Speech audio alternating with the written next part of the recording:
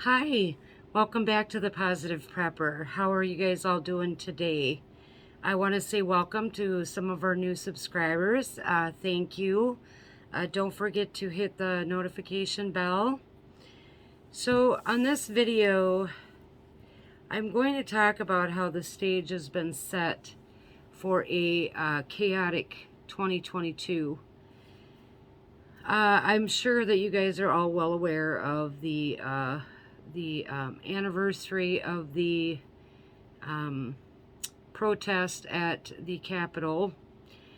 And I don't know how many of you listened to Joe's speech on that day. Basically, he was calling out conservative people for the reason that our democracy is failing. And then Michelle Obama put out a letter about how the midterms will decide the fate of our democracy. And if they federalize the voting rights, then that's going to ensure that everyone's able to vote, and they have a pledge of putting an additional 1 million people on the voter registries. So I want to preface this by saying that I already think everybody has the right to vote and has the ability to. If you can have that many people get this, and you have to have a valid ID to get a driver's license or to rent an apartment or open a bank account, I'm pretty sure that people already have that ability. And so they are very much not putting true statements out there. So I just want to say that I already think people do, and I don't think anybody should be, I don't think it should be made harder for anyone to, but I think that we are pushing that beyond the boundaries just to continue that racial divide that I don't think exists. So I wanted to preface that before I get into this. So I am pretty sure that everybody on this channel knows that we are, as in the United States of America, is a constitutional democratic republic. Now, why is that important? Well, I'm going to tell you, I'm going to give you 6 things, and again, you guys are all smart people. You probably already know this, but I'm going to get into it just a little bit. There's a lot of differences. Some of them are smaller differences.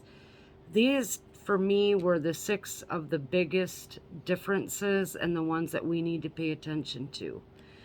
So in a constitutional democratic republic, the laws must comply with a constitution that protects the rights of the minority from the will of the majority.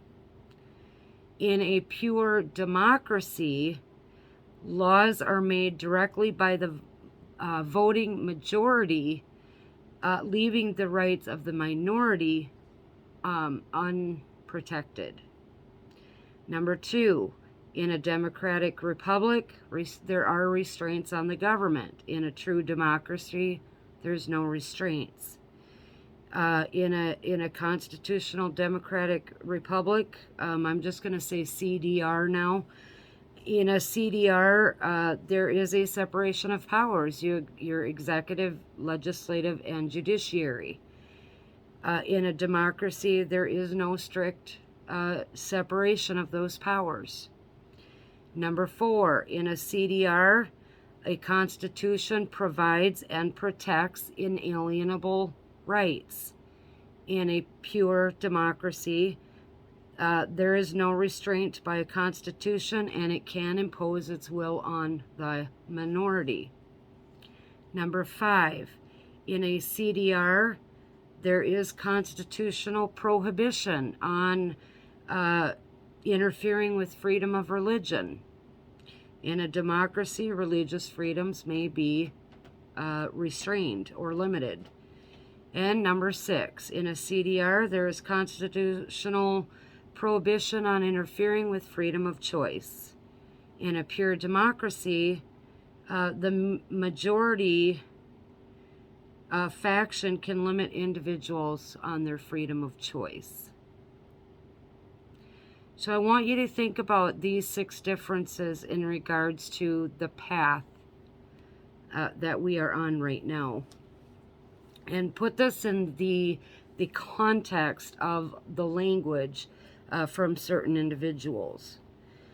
So basically, if you are pro-choice when it comes to these, anti-big government, and against anything that goes against the Constitution, then you are being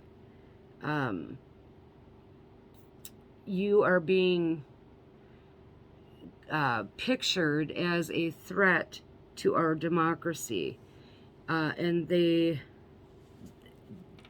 I should say it this way, to the threat of the democracy that they want to create. Okay, they want to do away with our Constitution, which has been eroded over several years. But when they do so and they make this come to fruition, then our Constitution it has no value. And our freedom, as we know it, has no value. I had said in my last video that I believed that with the midterms coming up, there could be some very chaotic things happening. We cannot deny, as much as it saddens me, we cannot deny how divided this country is right now. And I don't know of any way for us to get back. There's always been division. There's always been pro-war, anti-war, pro-abortion, anti-abortion. But the divide that's in our country right now goes to the very grounding of our feet on the soil. The differences are that have been created and reproduced. I just don't know how we can bridge that gap, unfortunately. And so because of that, that is going to make this year, in my opinion, and again, this is just my opinion, a lot more chaotic when it comes to our midterms.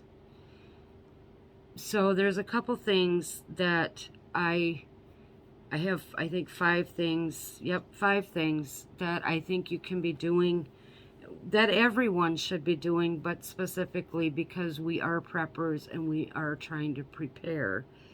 So the first thing is follow your conscience. Don't do things, and I'm going to say this facetiously out of the side of my mouth, ha ha ha, so I don't want to get hate mail, but don't do things because your TV told you to. And we all know that there are people, not any of you, but we all know people outside that do what their TV told them to do. You have to do things because it's the right thing to do, and do obviously what's right for you. So what's right for me might not be right for you. We all have to follow our own conscience, and that consciousness should not be political. It shouldn't be on one side of the aisle or the other. You have to do what you feel is right. Number 2, understand your rights. Understand your constitutional rights as they are right now, and stand up for them. It's the right thing to do. It provides protections for people that can't speak for themselves. So I think that that's truly, truly important. Number 3, if you don't know what's been going on in Kazakhstan, oh, I could say this right before, Kazakhstan, there we go. It only took 4 days when their protests started for their government to shut down all outside communication and their internet. Okay, 4 days.